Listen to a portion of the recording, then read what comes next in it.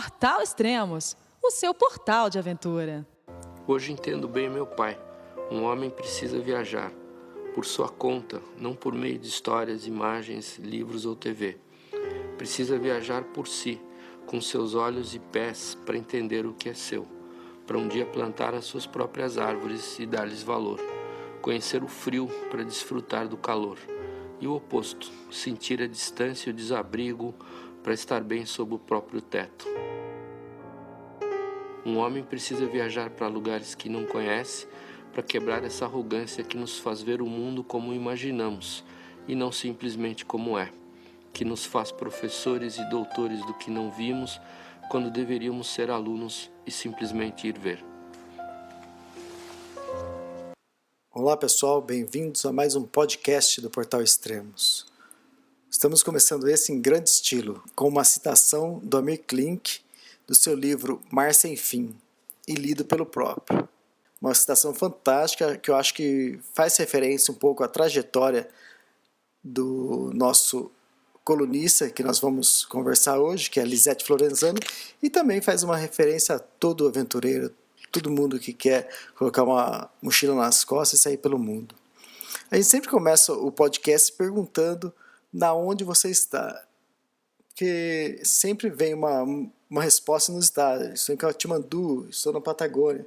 E a Lisette, que sempre está viajando pelo mundo também, vamos ver onde ela está hoje. Agora eu estou em Botucatu, interior de São Paulo, de férias e descansando um pouco aqui, vendo minha família, vendo meus amigos, tirando um tempinho das montanhas e das expedições. Legal. Para quem não conhece, a Lisette é colunista do Extremos. Quem quiser saber mais sobre ela, é só clicar ali no blog, e tem Lisette Florenzano, e você vai conhecer um pouco mais sobre ela e os artigos que ela já escreveu para o Extremos. Lisette, fala um pouco do seu início, quando você entrou para o mundo da aventura, para o mundo outdoor. Quando foi isso, mais ou menos? Que eu entrei não profissionalmente foi em 97, quando eu comecei a escalar em rocha com o pessoal de São Carlos, que eu fiz faculdade em São Carlos, e lá tinha um pessoal que já escalava no Morro do Cuscuzeiro, ali em Analândia, e eu comecei a escalar com eles, e gostei e tal. E eu sempre adorei atividade física, principalmente coisas mais outdoor, mas eu nunca levava muito a sério. Daí com a escalada em rocha eu comecei a gostar e praticar, e fiquei muito tempo nessas. E daí eu comecei a fazer umas viagens um pouco mais longas com meu ex-marido, e então eu acho que essa foi a entrada no mundo outdoor, mas ainda não era profissionalmente. Eu comecei... Oi? Você é formada em engenharia mecânica, é isso? Isso. Eu sou formada em engenharia mecânica, trabalhei como engenheira um certo tempo, e até 2010, na verdade, quando eu reencontrei o Manuel. Eu já o conhecia de 98, quando eu fiz um trekking no Nepal. Na verdade, eu fiz essa viagem para o Nepal sozinha em 98, eu passei 3 meses lá. E acabei conhecendo ele super por acaso, mas ele estava com um grupo, eu estava viajando sozinha, então a gente só se encontrou lá e depois nunca mais vi. Aí a gente foi se reencontrar em 2010, aqui no Brasil, e daí ele acabou me convidando para guiar junto com ele. Então acabei abandonando a vida de escritório, de engenharia, computador, toda essa coisa mais convencional, né, para levar essa vida outdoor e nas montanhas. Tem o seu primeiro artigo no Extremos, a gente costuma dizer que é um dos artigos que entraram como um clássico, que é o Mudando de Vida, que relata exatamente essa mudança de profissão, né, do que você estava fazendo para você encarar uma vida outdoor. Como aconteceu essa mudança na sua vida? Eu acho que isso vale para todo mundo, né? Quando eu brinco que a gente não pode sonhar muito alto, porque o pessoal lá de cima escuta, e aí o que a gente está pedindo vem. E eu estava realmente insatisfeita com a minha vida com engenharia. Eu me sentia sufocada, trabalhando o tempo inteiro num escritório, na frente de computador. E eu realmente comecei a buscar. Eu comecei a ver cursos para trabalhar com atividade experiencial. Eu conheço várias pessoas que têm empresas que trabalham com isso. Então eu estava meio que me encaminhando para esse ramo, porque era o que eu achava viável aqui no Brasil. Eu ainda não imaginava que eu fosse trabalhar no exterior e guiando. Então eu estava começando a focar nisso, conversava com várias pessoas e com esses amigos que têm empresa de trabalho experiencial com executivos. Então eu estava focando um tanto nisso, mas na minha cabeça eu ia ter que fazer uma transição aos poucos. Na minha cabeça eu ia ficar trabalhando com engenharia por um certo tempo ainda, até essa outra profissão realmente se encaminhar e dar certo a ponto de eu largar a engenharia. Só que daí a coisa aconteceu de uma maneira muito mais abrupta, porque eu encontrei com o Manuel e aí ele já... Não, vamos comigo para o Nepal, eu tenho um grupo para o trekking do Manaslu, e vamos embora. Eu falei, caramba, então isso foi, sei lá, acho que foi em julho, e em outubro eu estava indo embora. Mas, lógico, para mim foi uma surpresa, eu realmente não imaginava que fosse ser dessa maneira, mas eu estava buscando sair dessa vida de engenharia e para trabalhar com atividade outdoor.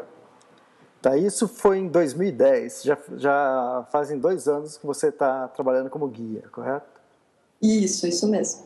E eu acho que essa mudança de vida, esse trabalhar como guia, trabalhar com viagem, acho que é o sonho da maioria do pessoal que visita extremos. Mas também eu acho que também é fácil se iludir com isso, não é? Você achar que é uma coisa e na realidade ela é bem diferente. Você viver 24 horas isso, talvez não seja tão simples quanto quando a gente pensa.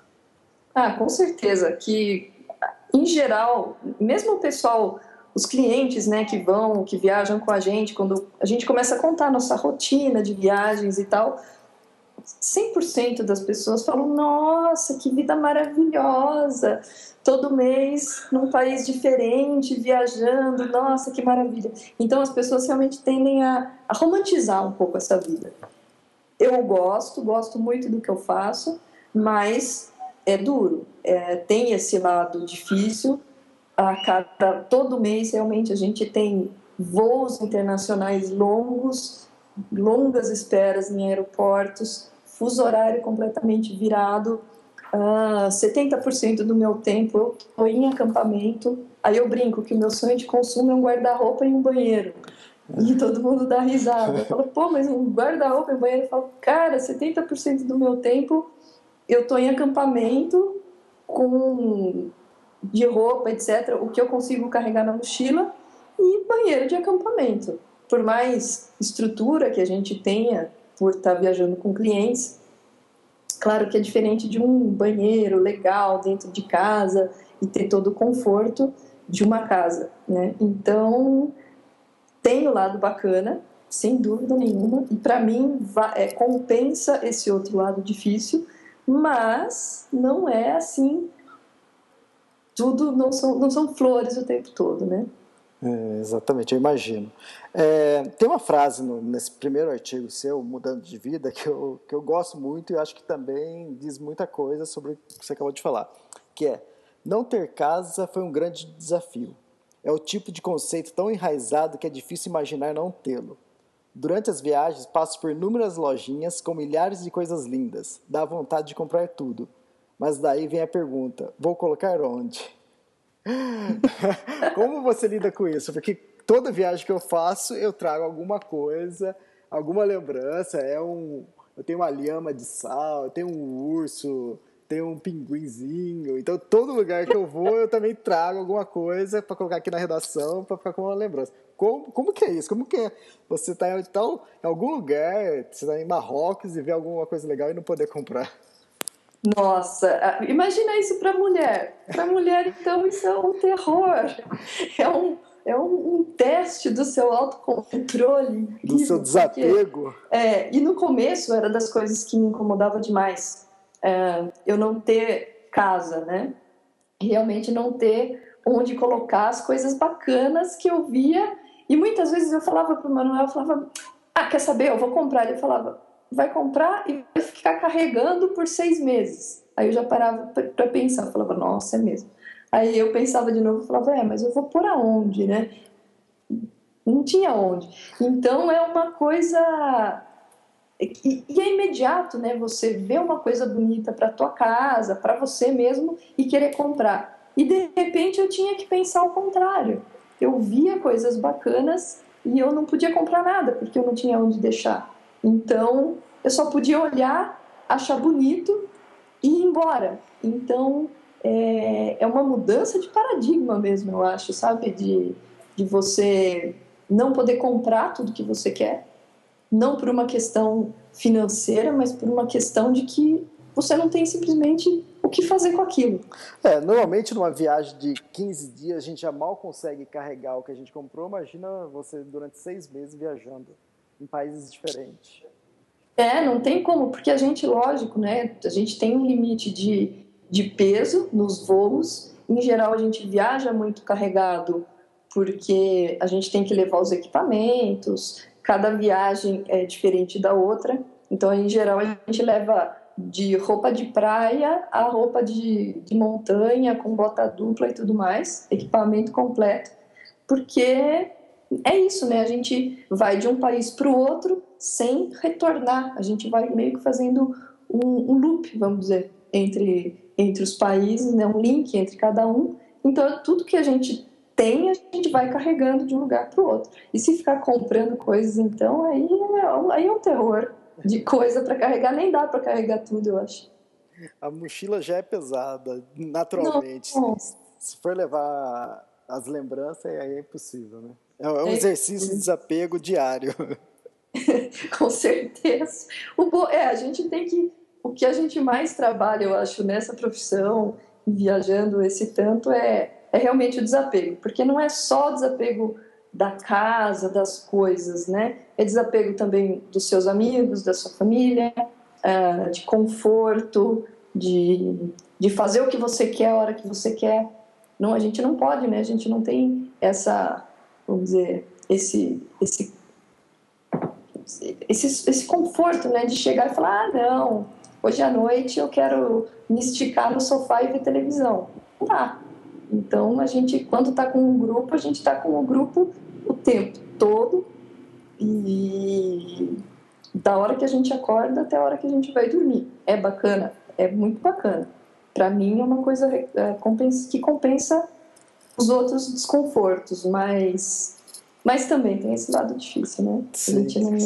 A gente tem que desapegar, inclusive, disso. A gente está ali para os clientes e então as nossas vontades ficam um pouco de lado. E, inclusive, por isso que a gente tem, durante o nosso ano, a nossa agenda de trabalhar 6 meses e ter 6 meses de férias. Sempre é o nosso objetivo. A gente nunca consegue, na verdade, mas a gente chega perto disso, porque realmente depois de uma sequência de viagens a gente precisa dar uma parada para restaurar as energias mesmo.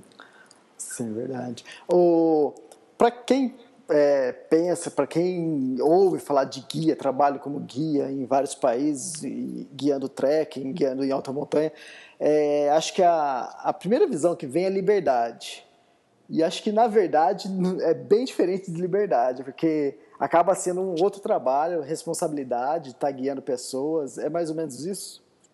Sim, com certeza. Quando a gente tem a liberdade de estar num lugar aberto, né? Eu acho que essa é a sensação realmente de liberdade. Então, eu não fico dentro de um escritório sentada o tempo todo, que era a vida que eu tinha quando eu trabalhava com engenharia. Então, a gente tem essa questão de estar ao ar livre, com sol ou com chuva, né? Tanto às vezes. E E sabe, com o vento batendo no rosto, putz, isso é uma sensação realmente de liberdade, né? E é muito bom. Mas tem todo o lado de que é um trabalho como qualquer outro. A gente tem responsabilidades, a gente tem horários, a gente tem que fazer bem feito o que a gente se propôs a fazer. Então, nesse ponto, a gente tem que encarar como se fosse um outro trabalho qualquer, né? Não é só a liberdade, né? Então, a gente brinca, né, que a gente tem a liberdade quando a gente faz a viagem sem cliente, daí são as nossas viagens de férias. Aí sim, a gente acorda a hora que quiser, sai para caminhar se tiver afim, se não tiver afim também fica um dia mais no acampamento. Então, aí sim, eu posso chamar aqui liberdade total. Agora, quando a gente está trabalhando, é trabalho. E a gente encara isso bem profissionalmente mesmo, tentando fazer o melhor. E daí foge um pouco dessa viagem da liberdade. Eu acho que liberdade, os clientes têm essa liberdade, a gente não, a gente tem que estar trabalhando. Você estava com um cronograma para escalar um 8.000 e você teve que abortar isso e voltar para o Brasil porque você está com um problema no joelho, é isso? Isso. Esse problema no meu joelho já é uma coisa antiga, né? Não é de hoje. Eu fiz uma primeira cirurgia em 96 e eu fiz a segunda cirurgia o ano passado, no começo do ano. E até então estava indo tudo bem, apesar de que no começo do ano eu comecei a sentir dor, daí eu fui ver, eu estava com uma trinca por estresse, né? Em função de carregar a mochila muito pesada mesmo e tal, a gente acaba abusando um pouquinho. Aí eu tive que parar, aí retomei os treinos e comecei a sentir dor de novo. Então, para mim, foi um ano muito truncado. Eu não conseguia dar sequência aos treinos, porque a ideia era usar os próprios trekkings como treinos para a escalada do Manaslu. E eu vi que eu não estava conseguindo engrenar bem nesses treinos. E aí até que um dia a gente sentou para conversar e nessa hora a gente tem que ser muito sincero com a gente mesmo, né? Porque entrar numa montanha de 8.000 sempre tem risco, né? Toda montanha, principalmente alta montanha, tem um risco inerente. E você entrar nela já sabendo de uma limitação física, aí é pedir para acontecer alguma coisa. Então, eu achei que não valia a pena o risco. Achei que valia a pena realmente parar, ter esse tempo para me preparar fisicamente melhor, fazer um trabalho mais direcionado, físico, para depois estar entrando numa montanha mais comprometida. E como foi a sua experiência no Manaslu, agora que era para você ser protagonista e acabou fazendo outro papel, acabou fazendo o papel do outro lado, que foi, além de assessorar o Morgado, foi uma assessoria de imprensa, para fazer contato com toda a imprensa, para passar as informações. O que você tira dessa experiência? Você sabe que foi uma experiência difícil também, né? Porque, primeiro que a gente se sente muito de mãos atadas, a gente se sente muito impotente de não poder fazer nada, principalmente quando eu soube, né, da avalanche, e comecei as informações começaram a chegar até mim, e eu olhava tudo aquilo e, primeiro, eu sabia mais ou menos o que estava acontecendo e também não podia fazer nada a respeito. Então, eu acho que a primeira lição foi essa, que, assim, de ter uma calma, relaxar realmente, porque, primeiro, não tem o que fazer, você simplesmente recebe a notícia e eu tentava passar as notícias, né, que eu recebia, porque eu sabia que tinha muita gente querendo saber da expedição, do Manuel, do Milton, que estavam lá. Então eu simplesmente passava informação e, por outro lado, o Manuel me ligava e falava: aconteceu isso, tá? Aconteceu aquilo, vou escalar. nossa, minha vontade era falar, você tem certeza? Será que não é melhor deixar para uma próxima oportunidade? Mas eu sabia que eu não podia fazer isso. Eu não podia cortar um sonho dele. E isso foi muito difícil. Eu acho que isso foi o grande aprendizado realmente, de você simplesmente desejar o melhor, dar uma força, né? Aquela coisa do botar uma pilha mesmo, falar, não, vai, você consegue, faz o teu melhor, tal, mesmo que internamente você pense o contrário, né? Fala, putz, você não devia ir.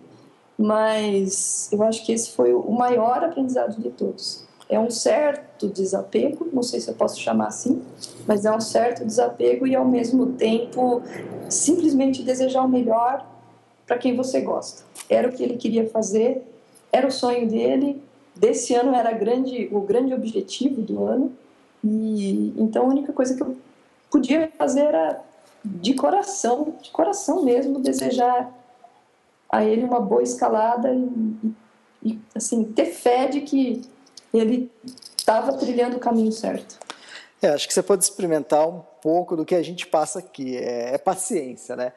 O Extremos faz cobertura, antes era Portal do Trek, antes era Trek Brasil, a gente faz cobertura das expedições às Montanhas de 8.000 desde 2003, desde do ano em que o Victor Negretti chegou ao cume do Everest, né? Então, e são duas coisas, muita paciência e trocar o horário, porque o fuso lá é 9 horas e 45 minutos a mais, então paciência, porque a notícia nunca chega. Eles falam, a gente está saindo para o cume daqui tantas horas, mas aquelas 8 horas, 9 horas que eles falam que vão ligar, acaba virando 15, então é um sufoco. Então, é um horror, porque daí você fica esperando a ligação e não liga, e você já começa a pensar, nossa, será que aconteceu alguma coisa? Ou será que simplesmente eles foram mais lentos? Aí, lógico, né? Aí a cabeça da gente começa já a criar um monte de historinhas. Nossa, é terrível. É complicado. Ficar desse outro lado é complicado. E qual a sua programação agora? Você está se recuperando bem? Você ainda planeja para o ano que vem escalar um 8.000? Como que é? Sim, agora eu estou fazendo, né, todo esse trabalho físico aqui em Botucatu mesmo, e eu estou achando que o resultado está sendo bom. Até agora eu acho que eu estou vendo já um resultado. Apesar do pouco tempo desse trabalho físico, eu já vejo um resultado bacana. Em dezembro eu vou para a Argentina para escalar o Cerro Plata, e depois a gente tem um grupo grande no Aconcagua para escalada. E eu acho que eu vou usar o Aconcagua um pouco como um teste. Então, eu pretendo ir sem carregador, né, fazer todos os porteios carregando a mochila, inclusive para ver como o meu joelho vai se comportar mesmo. Se for tudo bem, aí a gente tem algumas expedições interessantes para o ano que vem. Então, a gente vai ter uma escalada para o McKinley. Então, se eu for bem agora no Aconcagua, talvez o grande desafio seja McKinley. Se eu for bem no McKinley, daí eu vou para o Choio. Então, vai depender um pouco de como for esse Aconcagua, de como eu me sentir no Aconcagua. Espero que dê tudo certo. Muito bom, bons projetos. Projetos. Durante as viagens, o que você faz para relaxar? O que toca no seu iPod? O que você costuma ler? Em geral, eu gosto de ler algum livro que não seja só de histórias, ou se tiver uma história que realmente me ensine alguma coisa, sabe? Agora, por exemplo, eu estou lendo um livro de uma australiana, foi a primeira australiana a concluir os 7 cumes. O nome dela é Brigitte Muir. E o livro chama The Wind in My Hair. E ela começa a contar as histórias dela, não só das escaladas, mas de todo o relacionamento que ela tinha com o marido dela, e que era um super escalador, e ela se comparava muito a ele. E ela se colocava sempre como uma escaladora medíocre, sendo que a mulher escalava horrores. Então, assim, é um livro muito bacana, tô adorando. Então, esse tipo de livro, assim, eu acho bacana. Gosto de ler muito coisa sobre filosofia oriental, então, de vez em quando eu pego um livro sobre budismo, um livro sobre yoga, e assim eu vou. E no meu iPod, eu gosto desde músicas muito barulhentas até músicas mais calminhas. Então eu gosto, de vez em quando, na trilha, assim, que a gente precisa de um gás, eu gosto de escutar, por exemplo, Linkin Park ou Pearl Jam, que é mais tranquilinho, mas também já dá um gás. Ou então um MPB sossegado. Varia bastante. Acho que eu sou bem eclética, pensando em músicas. Muito bom. Vamos fazer agora um ping-pong. Eu vou falar algumas coisas, você pode responder rapidamente. Não precisa ser nada floreado. É só um ping-pong bem rapidinho. Tá, Jóia. Liberdade. O vento batendo no rosto. Paz. Paz é um mosteiro no Nepal. Viajar. Viajar com a mochila nas costas, sem lenço, sem documento. O que lhe faz falta? Um guarda-roupa e um banheiro. Um lugar. O Nepal. Casa. Casa é um cantinho que eu montei aqui agora em Botucatu. O melhor cliente. O melhor cliente é aquele cliente divertido, que sabe levar tudo numa boa, que enxerga as suas limitações, mas consegue vencer isso e levar de uma maneira positiva. Everest. O Everest é um desafio e tanto. Quem sabe, entre na minha lista um dia. Então, para finalizar, deixa uma frase. Eu acho que a frase que sempre me bate muito é aquela clássica do Fernando Pessoa, de que tudo vale a pena se a alma não é pequena. Para passar pelo bojador, há que passar além da dor. Deixa eu lembrar o finalzinho. O Deus ao mar deu abismos e perigo, mas é nele que espelhou o céu. O bate-papo foi ótimo, acho que o público pôde conhecer um pouco mais quem é a Lisete Florenzano. Quem se interessou pelos artigos da Lisete é só entrar ali no site, ali no menu onde está blogs, e procurar Lisete Florenzano. Hoje ela tem 4 artigos publicados, que é o Mudando de Vida, Mudanças no Clima, Saber Desistir, e o artigo atual dela, que é Karma, o Princípio de Ação e Reação.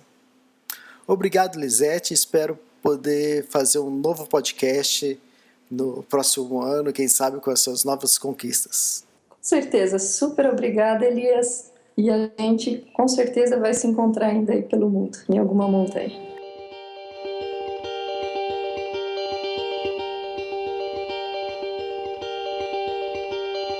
Have no fear for when I'm alone. I'll be better off than I was before. I've got this life, I'll be around to grow who I was before.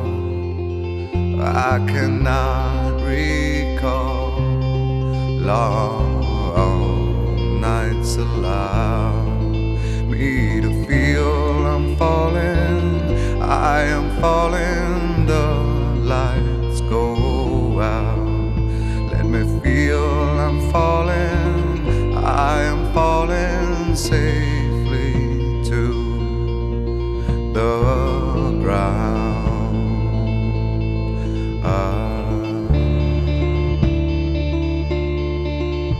I'll take this soul that's inside me now, like a brand new friend. I'll forever know I've got this light in the will to show. I will always be better than before. Long nights allow me to feel I'm falling. I am falling. The lights go out. Let me feel I'm falling. I am falling. Say